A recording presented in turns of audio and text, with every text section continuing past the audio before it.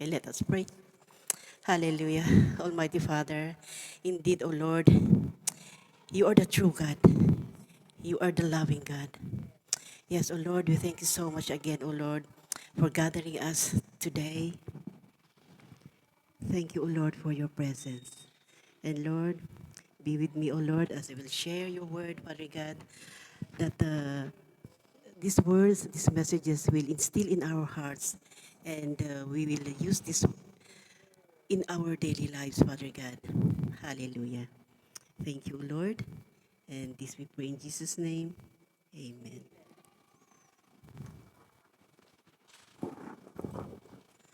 Hallelujah.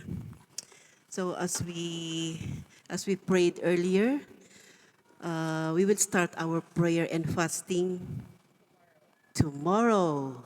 Mm, Another 21 days.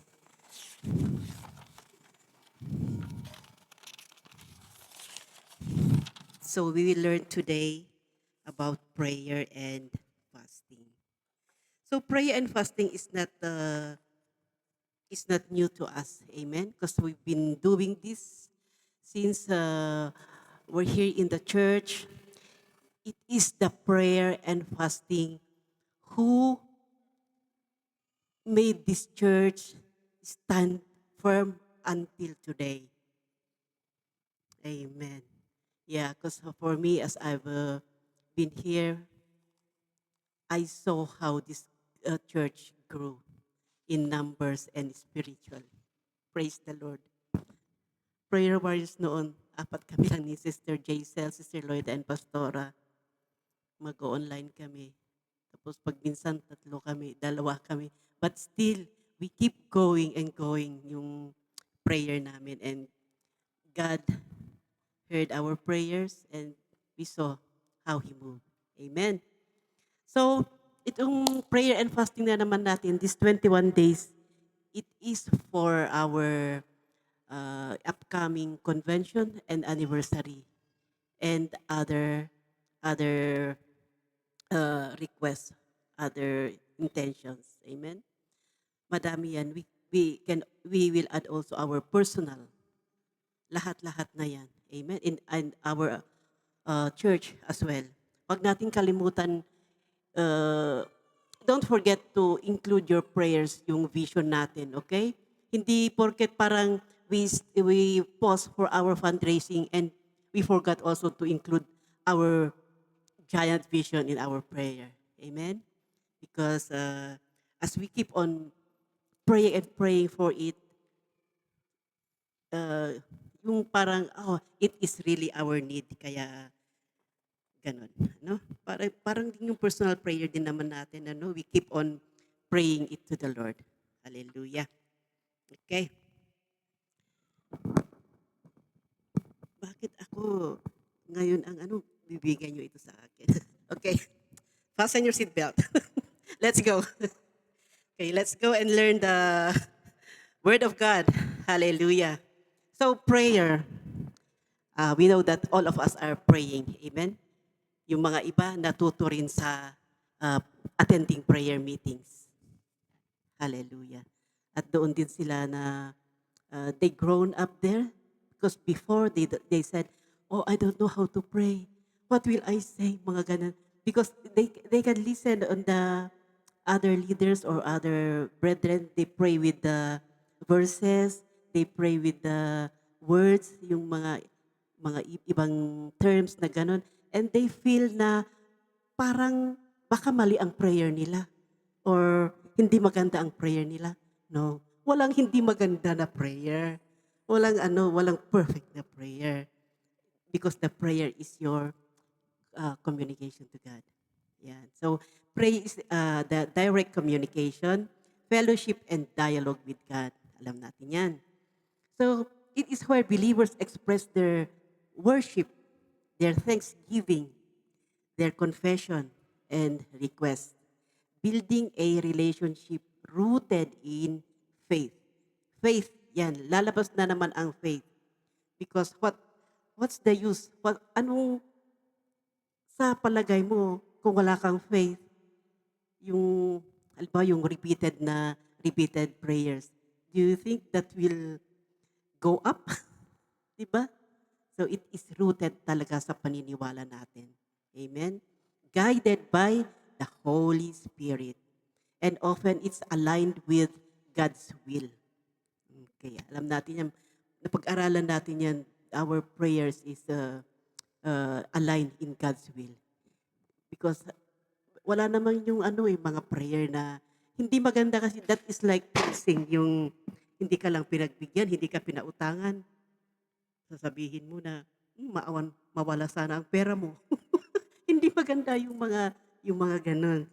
Yung be positive na, siguro meron din siyang pangangailangan tulad ko. Gano'n ba we think of the positive way, no? Amen. So we have a great example of prayer is the Lord's Prayer. In the Lord's Prayer, Jesus taught this model prayer covering praise, submission to God's will, and petition for daily needs. Diba? In the first line pa lang is, Our Father who is in heaven. We praise Him. Amen? Tapos hanggang sa baba, we ask for forgiveness, we ask for blessing, thanksgiving, and we ask for blessing and the petitions. Amen? Kaya ganun yung tinuro ng ating Panginoon na prayer. It doesn't mean na ganun lagi ang ipipray natin. Hindi yung Our Father in Heaven hanggang doon sa lead us not into temptation. Amen. No, there is a sequence on that. It is acts yung kanon. So, adoration, yung in God, tapos confession, and then thanksgiving and supplication. Amen.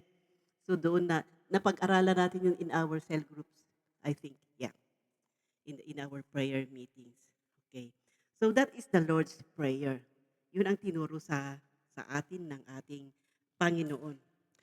There are other examples of prayer, like the prayer of Hannah in 1 Samuel.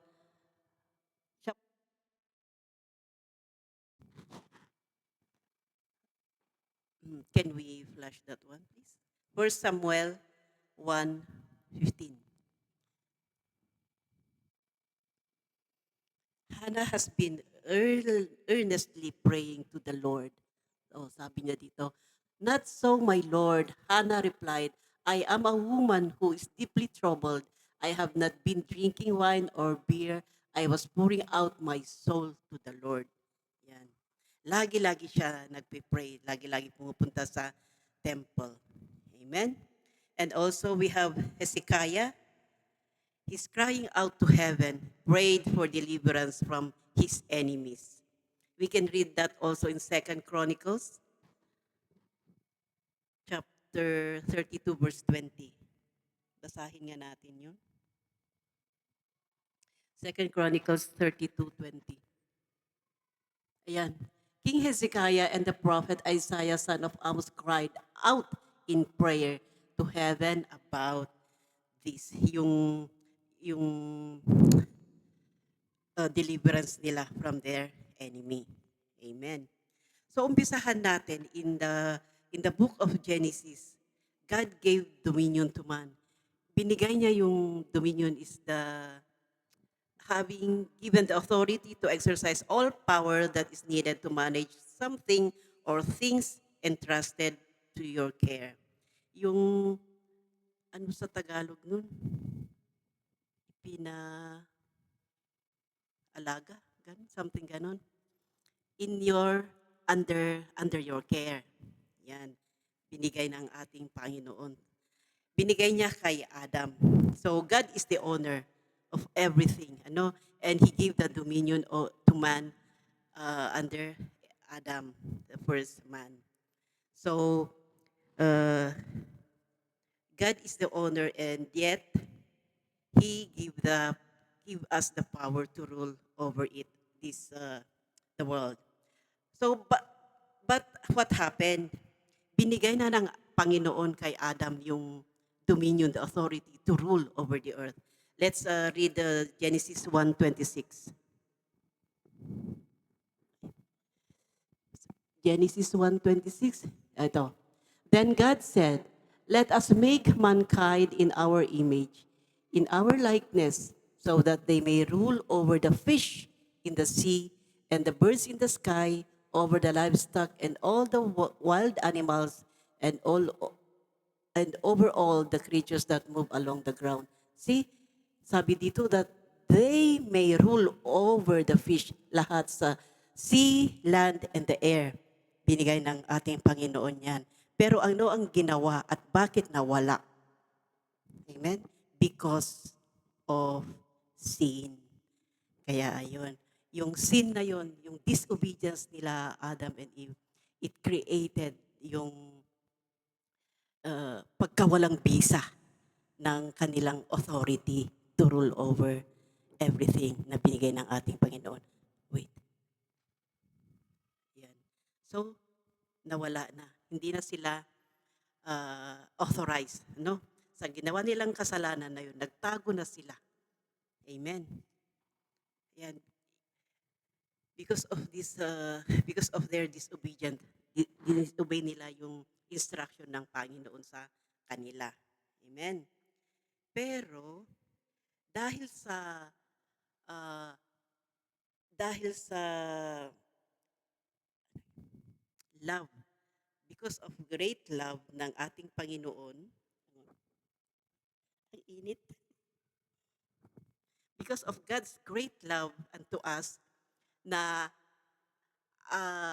gusto niyang hindi tayo mawala because He created us, di ba? He created nga tayo di ayaw niyang mawala tayo. Then what He did is John 3:16. Okay, alam natin yung John 3:16. So Jesus recovered the dominion that was lost. So nawala yung authority na yan, but Jesus came to recover the dominion that was lost because of man. Jesus came down from heaven and became a man. He suffered and died on the cross and rose again from the dead on the third day. Yan. Alam natin yung nangyari kay Jesus Christ. He died, He rose, and He rose again from the dead on the third day. So Jesus in the cross defeated the enemy. Amen? So He defeated the enemy in the cross. And Jesus also was victorious on the cross. Ito yung pagka-defeat niya. He defeated the enemy in the cross. Let's go to Colossians chapter 2, verse 14 to 15. Colossians 2:14 to 15. Yan. Colossians 2:14, 15. Colossians 2:14. 14 to 15. Yan. Having canceled the charge of our legal indebtedness, which stood against us and condemned us, Jesus, has taken it away, nailing it to the cross. And having disarmed the powers and authorities, He made a public spectacle of them, triumphing over them by the cross. Ayan. So He had He defeated the enemy. And in Revelation 1:18, Jesus was victorious on the cross. Basahin ulit natin. Revelations 1:18. So there, I am the living one. I was dead, and now look, I am alive forever and ever, and I hold the keys of death and Hades. Amen. Kaya hawak na niya yung susi. Susi ng heaven at ng kadiliman. Hallelujah. So in Matthew 28:18, the authority has been given to me in heaven and on Hades. Parang ganyan din sa sa Revelation. Yun ang sabi ni Jesus. All authority has been given to me in heaven and on Hades. So dominion over the earth is now in Jesus. So nasa kanya ulit yung dominion to rule the earth because of His victory on the cross. And that victory, yung victory naman yun na the victory in the cross ni Jesus, is given to us, to every believer. As the word of God says in 1 Corinthians 15:57. Basahin natin para alam natin. Totoo yan. 1 Corinthians 15:57. Yan. So, but thanks be to God. He gives us the victory through our Lord Jesus Christ. Amen. So, ayan, di ba? Ang bait talaga ng ating Panginoon. Tayo ang cause ng pagkawala ng ating authority, the dominion that it was given to us. And yet, He sent His Son to recover. Tapos, victorious ang ating Panginoong Jesus. And then, it was also given back again to us. So we have the victory. Amen? Palakpakan natin ang Panginoon. Hallelujah. You see how God works in our life, how God really loves us. Kaya, kung may mga ginawa tayong pagkakamali, huwag tayong mahiya na mag-ask ng kapatawaran sa Panginoon because God is a loving God. Amen. Okay. So, kailan natin ma-receive itong victory that Jesus won on the cross? Amen? Okay, ito na yun. So, we receive that victory that Jesus won on the cross at the moment you receive Jesus as your Lord. You also receive the victory that Jesus won on the cross. Amen? Hallelujah. Paano mo marireceive yung victory na yun if you don't receive who won the victory on the cross? Amen? Paano sasalin ba? Ganun. Maano yung maipas sa'yo yung victory kung hindi mo inaccept si Jesus Christ. Amen? Hallelujah. Ganun yun. So, the moment you became a believer or a Christian, you received the victory of Jesus. So you also receive the dominion over your world because Jesus lives in your heart. So you have the authority na. You have that dominion to over your world. Ano ba yung word na yan na sinasabi? Over your world, yung mga trials mo, yung mga nararamdaman mo, yung mga problems mo na yan, di ba? He had given us the authority to trample. Amen. Kaya, ang ganda ng ginawa ng Panginoon. Binigyan tayo ng the victory. Hallelujah. So how do we exercise as well itong dominion natin? Paano natin gagamitin ito na binigay? It is through prayer. Yan na. So it is through prayer. So every believer has his own world. Word natin ito. We have our families, we have our workmates, we have our neighbors, we have our friends. Lahat na ng taong binigay ng ating Panginoon na nasa ating kapaligiran. Amen. Yan ang ating world. All our relatives, lahat na ng nasa kapaligiran natin. So the believer seeks to know the will of God in His world. Knowing God's will, the believer enforces it in his world by prayer. O believer na tayo, kailangan natin malaman yung God's will. Amen? So that will of God will enforce us in this world, itong sanlibutan. By prayer. As like what we are doing, the war in the Middle East. What are we doing? We pray. Amen? Itong vision natin ito to have that church building, what do we do? We pray. Sa ating mga problema sa buhay, what do we do? We pray. Para makapasa tayo sa mga exams or interviews, what do? We pray. Lahat yan. Amen? Naano na sa atin yan to to pray, to be with the God. Amen. So may mga example yan sa prayers na yan. We have the battle between Joshua with the Israelites versus the Amalekites. Yan. Kayang-kaya ng ating Panginoon na i-blot out lahat yung mga kalaban nila Joshua, di ba? Kayang-kaya niya kahit hindi na sila maghirap. Kaya niyang ipapatay lahat sila. But what is the purpose of God dito? Na bakit pinaya, pin, ano yun? Bakit parang pinayagan niya si Moses na gawin yon? Amen? Kasi nga binigyan tayo ng authority. So, Moses used his authority through prayer.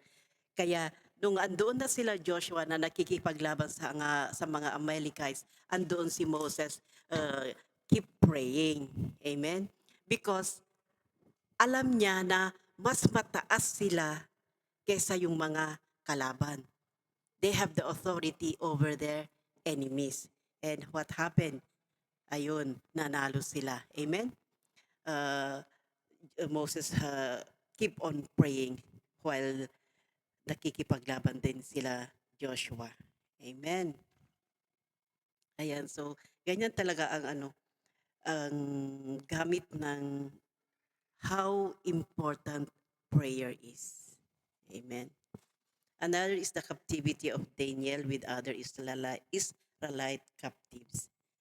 Okay, ito naman yung sila, captive sila sa Babylon. So, he knew that it was God's will for them to set free and return to Jerusalem. Alam ni Daniel na will ni Panginoon na babalik sila sa Jerusalem. They will be set free and babalik sila. Pero anong ginawa ni Daniel?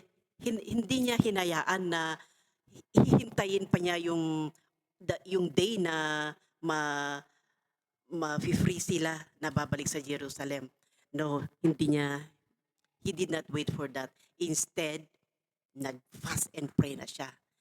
Parang pinamadali niya. And what did God did? So Daniel did not wait for the will of God to happen. But instead, Daniel prayed and fasted in order to enforce God's will for them to be released and return to Jerusalem. Hallelujah. Tingnan nga natin sa Daniel 4 verse 19. Daniel 4 verse 19. Ito. Then Daniel, also called Belteshazzar, was greatly perplexed for a time, and his thoughts terrified him.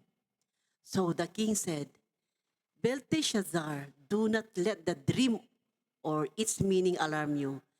Belteshazzar answered, My lord, if only the dream applied to your enemies and its meaning to your adversaries. Yan yung sabi ni Daniel. So praying in accordance with God's will is a key in getting answered prayers. Amen. Hallelujah. Pag nag-pray ka, sabi mo, Lord, I want to lagi akong malakas. May increase ako, Lord, para may ibibigay ako sa pledge ko. Yan. Pag yan ang prayer mo, ako, bibigay ng Panginoon sa iyo yan. Amen. God will make a way. May dyan sabi, parang hindi ko kaya, mga ganyan. But nag-pledge siya with prayers. Yan.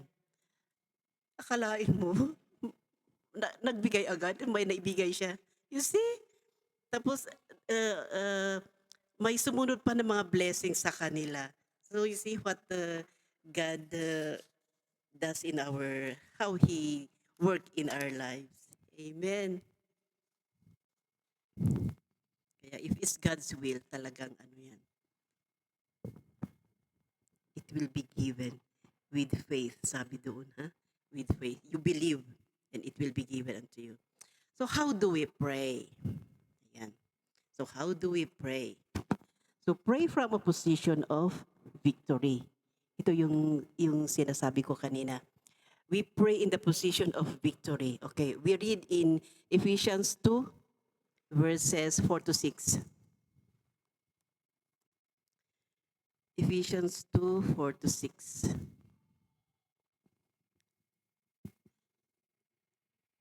So we pray in the form of victory.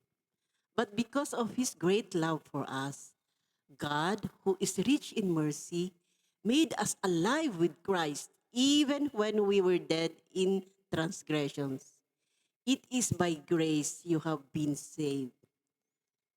And God raised us up with Christ and seated us with him in the heavenly realms in Christ Jesus. Hallelujah. Amen. Ayan. So we pray in the position of victory. So yung mga kalaban natin, yung mga trials and testing natin, yung mga problem natin na yan, they are below. Nasa ano sila, natatapakan natin sila. And we are above them. Kaya walang imposible yan. Yung mga problema natin sa mga sakit-sakit na yan, we pray. Defeated lang ang mga yan. Amen?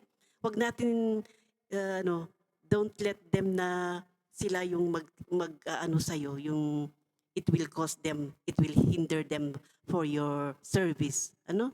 You pray na yan ay mawawala, yan ay testing lang sa'yo, at mawawala, you pray for what to do. Mga ganun. I-reveal ni God yan sa atin. So the enemy is below and us, the believer, is above.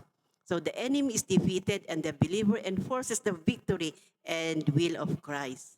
Yan. So parang yung si Jesus, di ba? He died for us and then he rose up and seated at the right hand of the Father. Ganun din yung pag-ano natin in our victory, in our position for prayer. Defeat natin yung mga transgressions natin yan, and we will rise up and seated with Christ. Ito nga, binasa natin. Hallelujah. Okay. Ito naman yung next na question. Why is prayer not answered? Madami sa atin, ano? Yung maghintay tayo ng matagal, maghintay yung answer yung prayer natin at instant na na God answered. Different timings yan. Our prayers are answered in God's time. Amen. So ito, kung bakit why our prayer is not answered, let's go to Isaiah 59. Isaiah 59 verses 1 to 3. Ito tingnan natin ito, basahin natin. Why our prayer is not answered. Isaiah 59 1 to 3. 1 to 3 lang, hindi 13.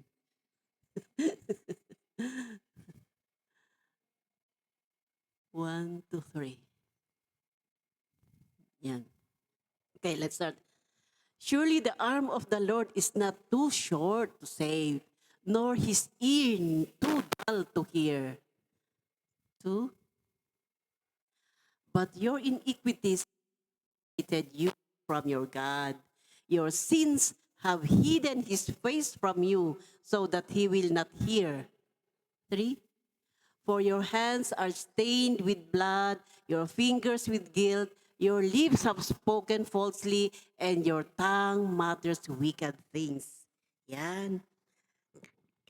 Yan yung dahilan kung bakit hindi na sasagot ang iyong panalangin. As long as a man remains sinful and wicked, his prayers can be answered and he can't be saved. Yung hindi ka makikita ng Panginoon dahil sa kakapal ng iyong kasalanan, doing wicked things, hindi ka maririnig, hindi niya maririnig ang prayer mo. because of that uh, harang na yan, wickedness and sin. Amen. Ganun yun. So, how can be a prayer be answered? May solusyon yan. Kung hindi yan na-answer, na sasagot, meron din, how can a prayer be answered? Yan. Ito, oh. But if he repents and turns away from his relationship with the devil, the evil, and turns to God for salvation, then God will forgive him and take away the sins and iniquities that hide the face of God from hearing his prayers. Oh, yun lang pala. If you repent and turn away from his relationship to the devil, ang gawin niya is to have a relationship with the Lord. Yan. Mabubuksan na, makikita na ng Panginoon yung taong yan at maririnig na niya yung mga dalangin niya. Yan.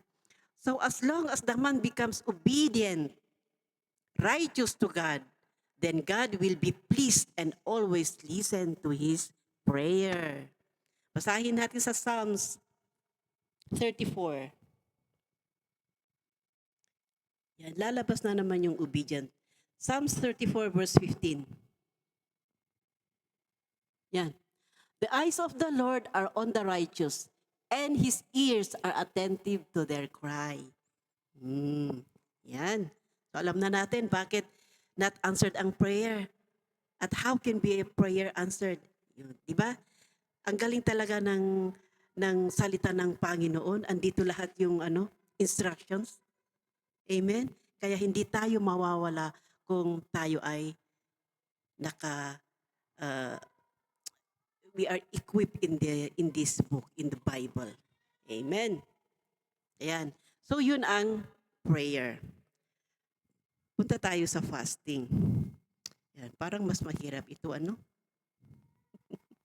So fasting is a voluntary abstinence from food and other legitimate enjoyments like social media and things that are not help that are not helpful for our spiritual needs. Yan. So abstinence from food, yung mga kagustuhan ng ating flesh, yung mga hobby natin, yung mga like collections, mga ganyan. I have a workmate before nung nasa mines pa kami. Nag-online siya ng mga lahat ng Mickey Mouse. In the small things na Mickey Mouse hanggang sa malaki. Pati yung mga having their travel sa Japan or Hong Kong, mga ganyan, siya, pabili mo naman ako ng ganito. Kahit na mahal, babayaran niya. Kasi kagustuhan niya yan. Nako, I went to their house. Sabi niya, iba halika, tignan mo yung room ko. Binuksan namin yung ganyan. Nako, talagang puno yan. Mickey Mouse. Lahat. Kaya sabi ko, ay wow. Sabi ko ganun. Pero noon pa kasi wala pa ako dito. Sabi ko parang naiinggit ako. Ang dami niyang collection. Wow. Sabi ko ganyan. Tapos, nung andito na tayo at nag-aral tayo ng salita ng Panginoon, hindi pala maganda yun. Kasi you are not using your wealth, di ba? And andyan na yung yung focus mo lagi, ganun. Ay, I want this, ganun. But at the end, magagamit mo ba yun? Ayaw pa niyang ibigay sa mga apo niya. May naghihiram, ay naghihingi o kasi iyak ng iyak yung bata. Titignan pa niya yung talagang, yung parang hindi mahal, hindi yung, sobra siya talaga as in. Hanggang ngayon sabi ko, naku, tumatanda na tayo. Sabi kong ganun. But, ko na yun. Hinayaan ko na. There will be a time. Basta sabi ko sa kanila noon, always pray. Sabi ko sa kanila, pag naman kayo, punta kayo ng simba pag andito kayo sa Perth. Amen. So ayun, napupunta yung niya, yung tapos pa siya, pagod ako, pero I will work para, ano yung sabi niya doon? Siya daw yung ano, kaban ng bayan. Gano'n. Parang and I told them, ano, "You are making your children lazy." Kasi nagtatrabaho sila and for their children, malaki na yun.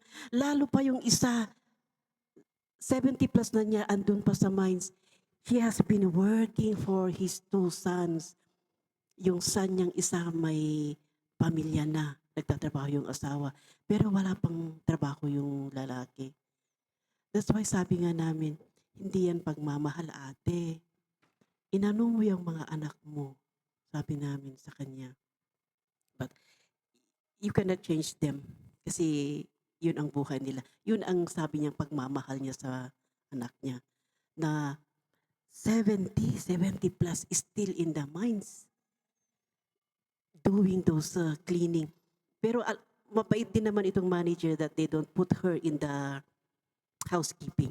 Nilagay lang siya sa facility. Naglilinis ng mga washing machine, like that. Mga mess hall. Ganun yung trabaho niya. Kaya, she's still there. Hanggang ngayon sabi ko nga, ate, parang ano, kawawa ka naman. Hayaan mo na, G, sabi niya. Para sa mga anak ko. Yes. Yeah, sabi niya, di bale, God is with me. Lagi akong nananalangin, sabi niya. Nananalangin siya with all those pam, pamphlets and with all the thing. Yan. So, as, fasting is a spiritual discipline that has been largely neglected. Mahirap kasi talaga ito. It is a discipline. It is a biblical practice to intensify prayer. Hmm. Lalong yung parang mabigat ang iyong panalangin pag haluan mo yan ng fasting. Amen? Fasting and prayer involves setting aside meals or activities to fully dedicate ourselves to God. This dedication makes us more sensitive to His voice, ready to receive what He wants to reveal. It is also expressing humility before the Lord. Fasting is to draw closer to God, centering one's heart and mind to Him. Mhm. So prayer and fasting urge everyone to consider it as a useful spiritual discipline. Yan. Lagi natin ginagawa ito. Past years, the recent months, every year, and also in your daily lives, we are doing fasting. Amen? Uh, ang fasting is spiritual discipline talaga yan. If we are called to fast at hindi ka sumusunod, para may ano yan, may effect din.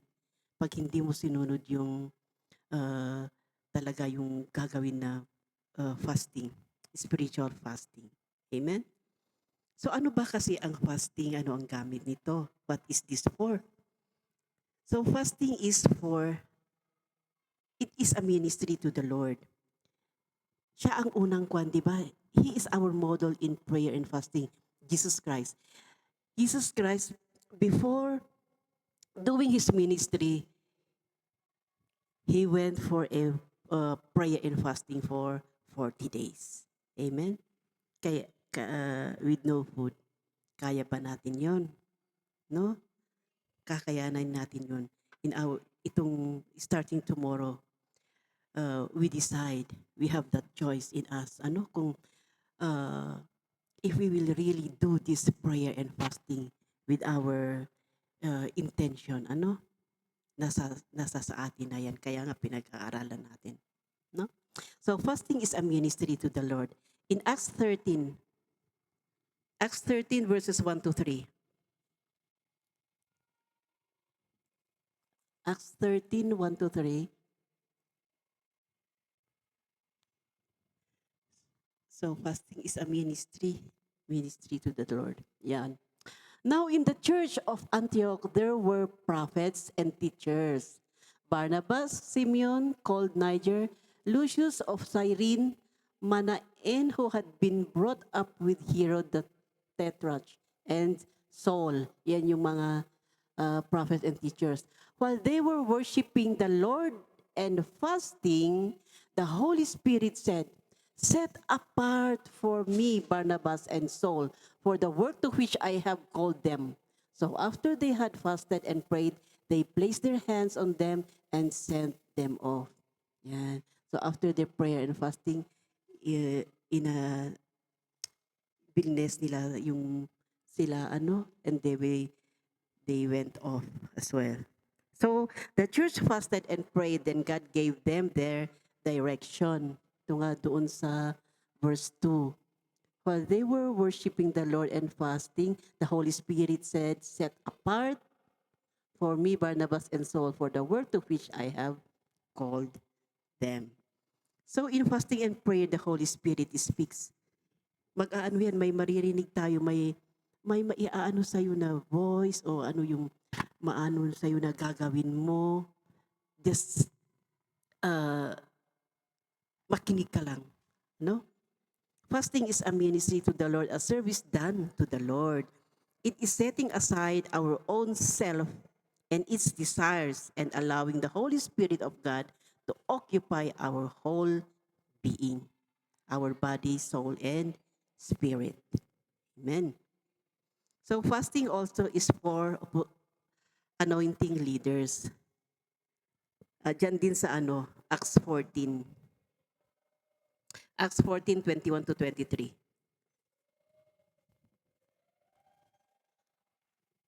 Acts 14:21 to 23.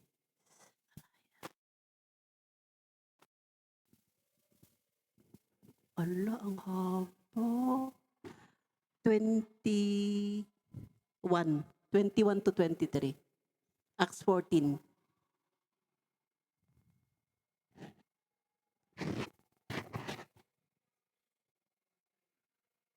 Ayan. So they preached the gospel in that city and won a large number of disciples. Then they returned to Lystra, Iconium, and Antioch, strengthening the disciples and encouraging them to remain true to the faith. We must go through many hardships to enter the kingdom of God, they said. Paul and Barnabas appointed elders for them in each church, and with prayer and fasting committed them to the Lord in whom they had put their trust. O, di ba? Nag-pray and fast, they appointed elders. Hallelujah. Pati nung the apostles, when they are, nung pumipili sila ng ipapalit nila kay Judas, they also prayed and fast kung sino ang maipapalit kay Judas. Amen? Well, fasting gives power to prayer in casting out demons. Ito yung talagang deep yung faith mo. You fast for this one. Ang sabi ni Jesus dito. Fasting gives power to prayer in casting out demons. In Matthew 17, basahin natin sa Matthew 17 verse 14.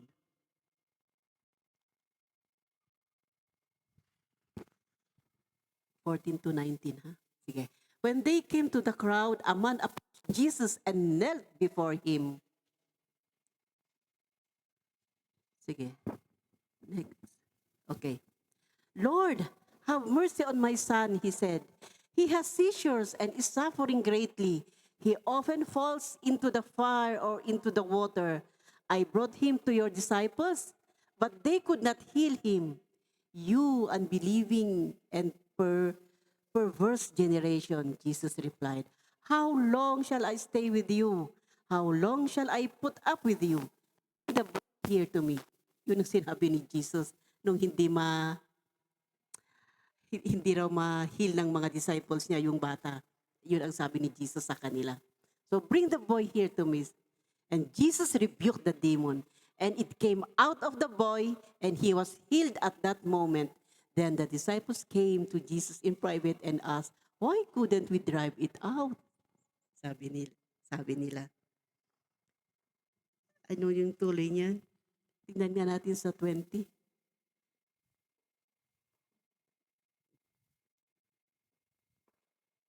Because, yan, you have so little faith, sabi ni Jesus.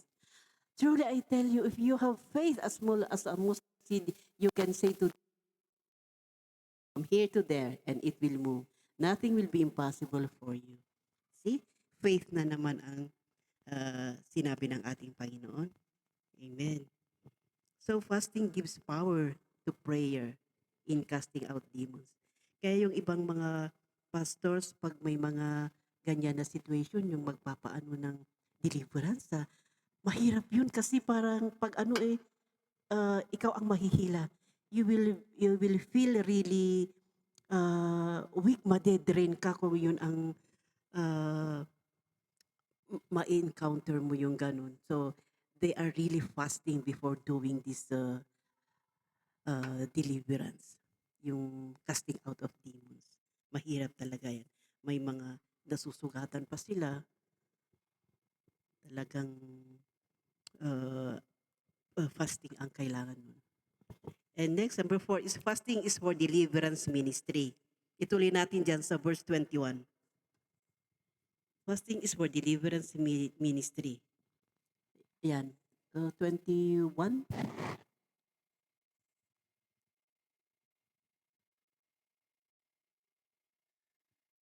Ayun ba yung 21? 17:21.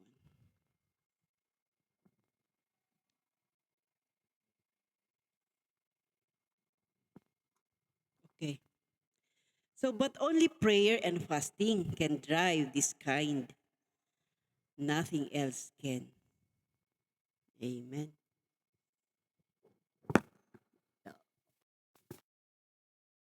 Prayer and fasting, sabi doon sa 20. Okay. Ano pa ang other reasons for fasting? Ang sakit nito.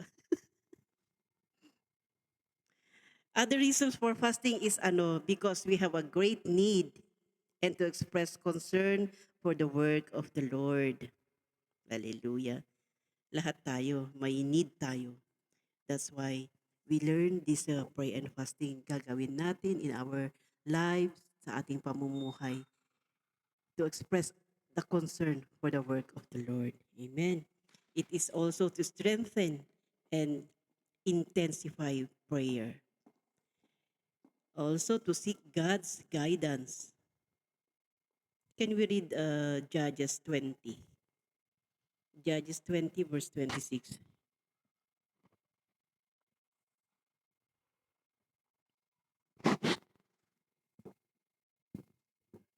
Yan. Then all the Israelites, the whole army went up to Bethel, and there they sat weeping before the Lord. They fasted that day until evening and presented burnt offerings and fellowship offerings to the Lord.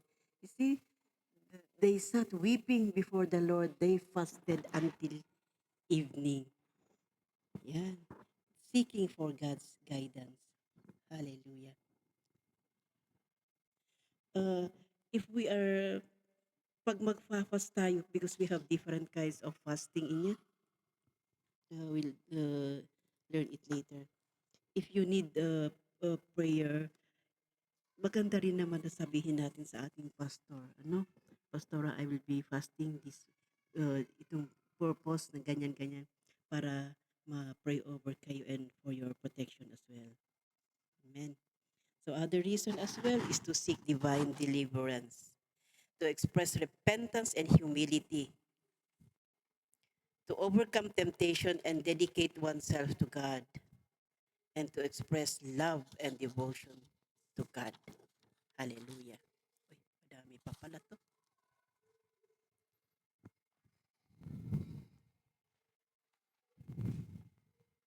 Hallelujah.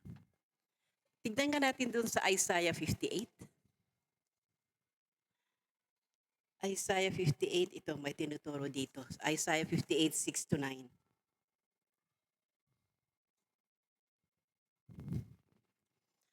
Isaiah 58, 6 to 9. Is this the kind of fasting I have chosen? Sabi ni Lord. to loose the chains of injustice and untie the cords of the yoke. Yan. So yan yung ano ng fasting. To loose the chains of injustice, untie the cords of the yoke, to set the oppressed free, and break every yoke. Sabi niyan. So to loose the bands of wickedness, itong mga bands na ito, itong mga bad habits natin like anger, kunting bagay lang, nagagalit ka na. Mhm. Homosexuality, bitterness, yung nagkikimkim ka ng sama ng loob. Sino ang matatalo? Ikaw. Amen. Yan yung mga bandages sa'yo, yung hindi ka nag-forgive, ganyan. And undo the heavy burdens, itong yan, chain. Yung depression, frustrations, ganyan, anything that makes you feel uneasy, yung hindi ka comfortable, wala kang peace of mind, unable to move, hindi ka, yung wala ka sa, ano, wala kang ibang maisip. You know? So those depressions in your life, to let the oppressed go free, sabi niya doon. Amen. So we fast also for those who are oppressed, either by problems, discouragement, or dismay, or any trial or cause that oppress people, and they will be freed. Amen. Kaya kung may mga kaibigan kayo o kilala nyo talagang kailangan din nila ang mga prayers, you see there, makikita nyo yung pamumuhay nila na nahihirapan sila, you pray as well for them. Amen. To break every yoke, the body has appetites and desires that may lead us to sin. To every time a believer fasts, he is feeling his body. Amen. So we are the servant. We are not the master. Hallelujah. Ano ang mga result ng fasting? Ayan, yung mga pinapanalangin natin. The result of fasting is healing, deliverance, strong presence of God, overflowing blessings, and provision. Hallelujah. He will satisfy our needs, physical or spiritual. Yan. Yan yung mga result ng fasting. Ibibigay ng ating Panginoon. Amen. Yung ano nito. Nasa Isaiah pa rin tayo, di ba? Tingnan natin sa Isaiah 58, 8 to 11. Yan.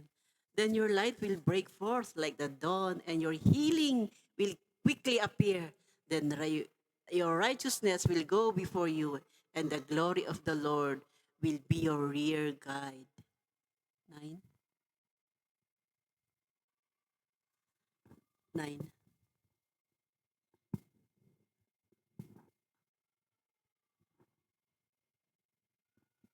Oh, di ba? Tignan nyo, your light will be, sabi niya, then you will call and the Lord will answer. You will cry for help and He will say, here I am. If you do away with the yoke of oppression, with the pointing finger and malicious talk, go. And if you spend yourself in behalf of the hungry and satisfy the needs of the oppressed, then your light will rise in the darkness and your night will become like the noonday. The Lord will guide you always. He will satisfy your needs in a scorched land and will strengthen your frame. You will be like a well-watered garden, like a spring whose waters never fail. Wow! Di talagang green na green ka na. Kung halaman ka, green na green ka na. Yung kung flower ka, yung talagang, ano yung kwan doon? Bloom na bloom ka. Amen. Hallelujah. So you see, yung mga result ng fasting natin. Okay. Meron din itong mga consequences, no? Consequences when we neglect the spiritual discipline or the prayer and fasting. Basahin ko lang, no? So the church will be in trouble with pride, selfishness, division, envy, bitterness, unkindness, disunity, murmuring, rebelliousness, many will become oppositionists of the vision of the church. Di ba napag-aralan natin ito noon? Yung may opposition si Tubaya at si Sanbalat. Yan. Kaya kung wala tayong spiritual discipline, we will be, hindi natin makakamit yung vision natin. Di ba? May disunity dyan. May mga nagmumurmur. Wala. Hindi natin, mahirap nating ma makamit yung ating vision. So, another is we are exposed to Satan's attack, especially self-indulgence and the undisciplined leaders and members of the church. Mawawala na yan kung hindi tayo magkakaisa, kung hindi natin gagawin uh, with our, if we neglect the spiritual discipline.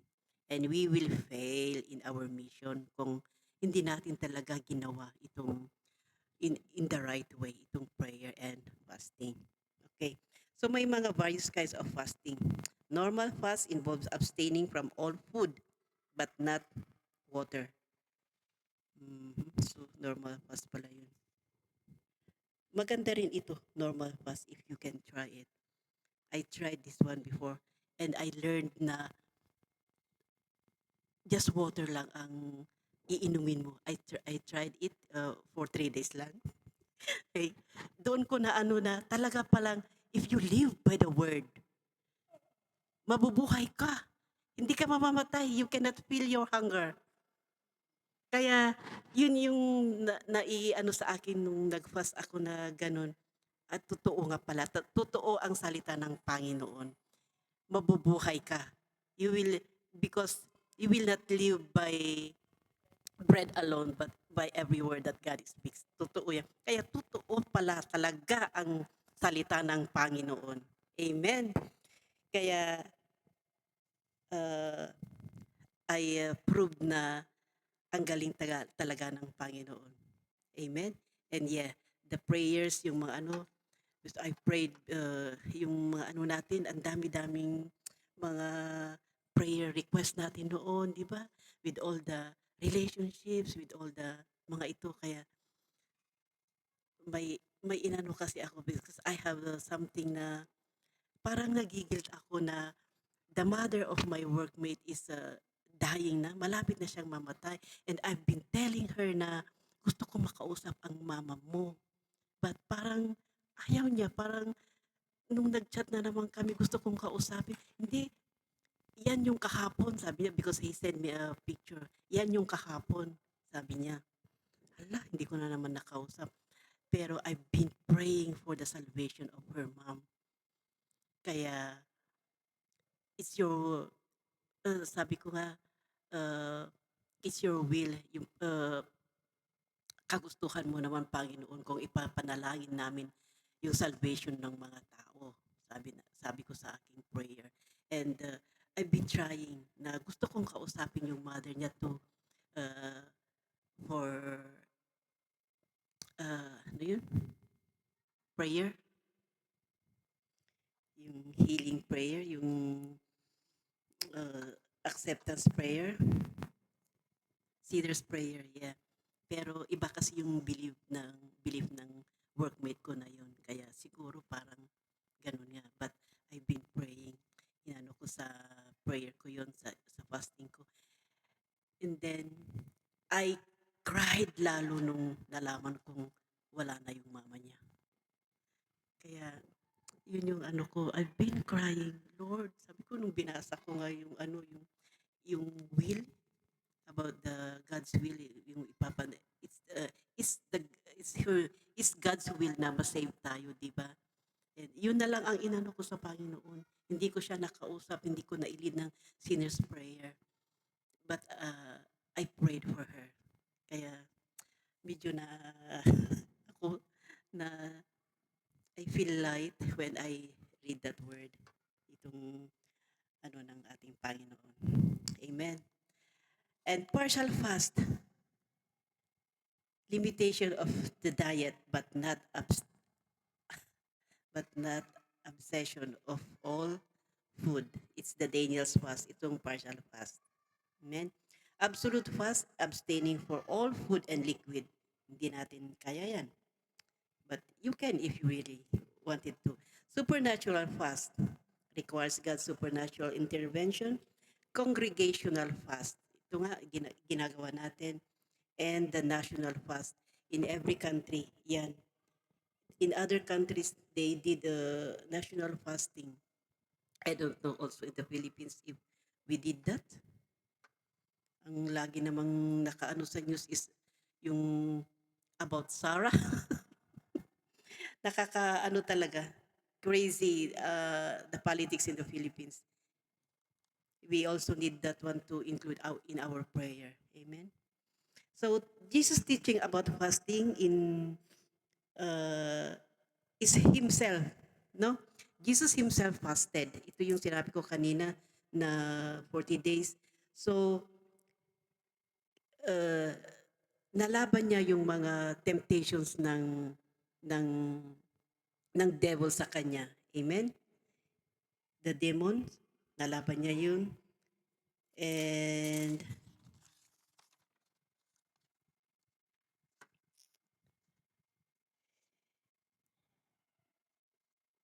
yeah, he prayed.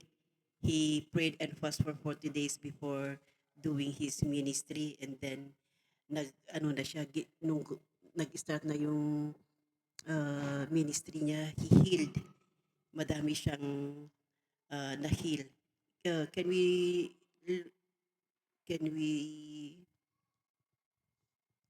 ano see in Luke 4 itong mga ginawa ni Jesus after nag-pray and fast siya. Luke 4 verse 1 to 2. Yeah. Jesus, full of the Holy Spirit, ito nga, after he prayed and fast, left Jordan and was led by the Spirit into the wilderness, where for 40 days he was tempted by the devil. He ate nothing during those days, and at the end of them, he was hungry. Punta tayo sa 14. Sa 14. Jesus returned to Galilee in the power of the Spirit, and news about him spread through the whole countryside. Verse 33. 33 to 35. Yan. In the synagogue, there was a man possessed by a demon, an impure spirit. He cried out at the top of his voice, "Go away! What do you want with us, Jesus of Nazareth? Have you come to destroy us? I know who you are, the Holy One of God." Yun yung sabi ng na-possess. Then sabi ni Jesus, "Be quiet. Come out of him." Then the demon threw the man down before them all and came out without injuring him. See? Ganun pala yung pag-ano. Kaya yung mga pag-cast out ng demon talaga, you really need to fast. Amen. Another in 38. Diyan pa rin. Verse 38 to 40.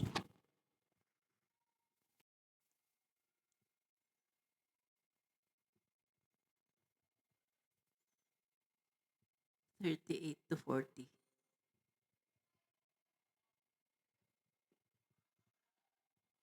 38. Look for 38 to 40.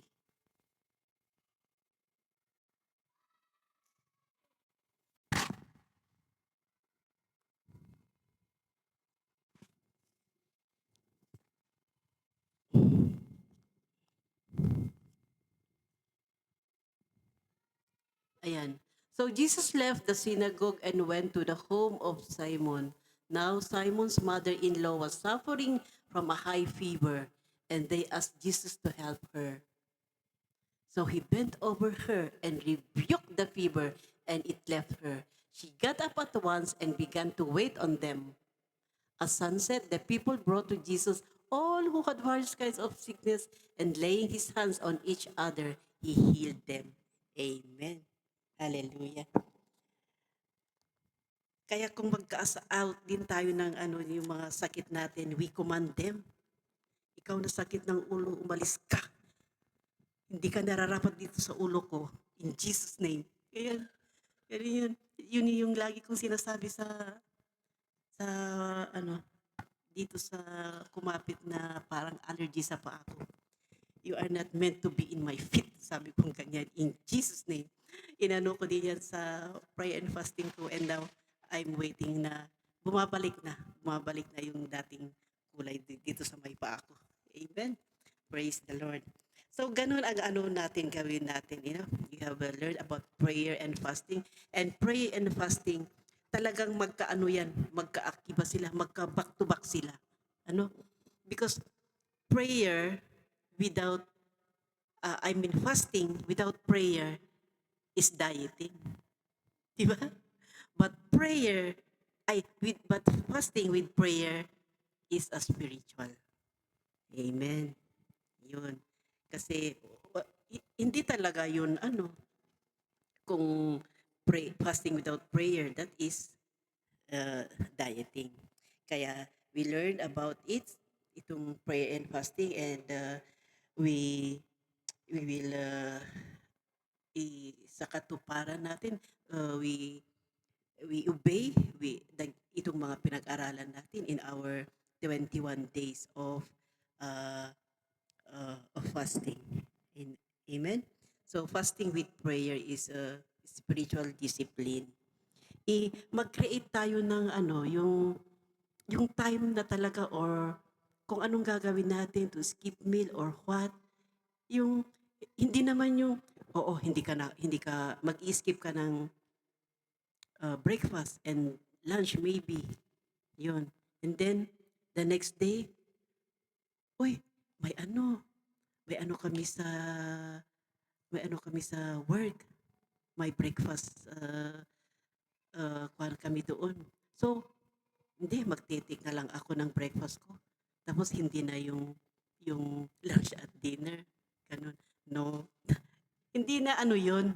Kasi pinapalit-palitan mo according to yung likes mo na yun. So, ang gawin natin is ano, you set kung ano yung ifa-fast mo. Kung is it a dinner or breakfast or nasa sayo yan. Ano?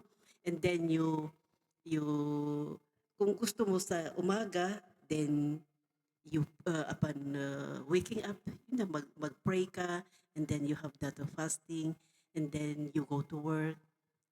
You just keep on praying or singing worship song hanggang sa maaamuno mo na yung time for you to have your food. Ano? So i-ano mo yung focus mo. Hallelujah. So fasting is a physical declaration of dependence on God, helping to break down pride and acknowledge that man shall not live by bread alone. Amen. So Jesus treated fasting as a when, not an if. Diba? Sa Matthew 6, 16, sabi niya, when you fast. Sabi niya doon, hindi if you fast. Amen. So he began his public ministry with 40 days of prayer and fasting. And in the book of Acts na pag-aralan natin yun, and we have also the Old Testament examples in Daniel. Okay, so fasting strengthens prayer. So it adds urgency and intensity. No? That the believers is serious about seeking the face of God. Hallelujah. Fasting also clears our vision, allowing us, the believers, to hear God's voice and receive guidance more clearly. Hallelujah. So in fasting also, it fasting aligns our hearts. It helps worshippers pray with right motives rather than selfish ambition. Amen. Okay, so yun na yung mga napag-alaran natin. So we start, erase, i-ano natin lahat-lahat yung mga burdens natin, yung mga uh, those distractions in our life. Yung i-ano muna natin, itabi natin para yung pag-ano natin in our prayer and fasting is yung bang walang nang iistorbo sa atin. Wala yung mga, wala yung, ano ba yun? Yung mga mang-iistorbo sa atin ba, yung nakafocus tayo sa ating gagawin na prayer and fasting. Amen?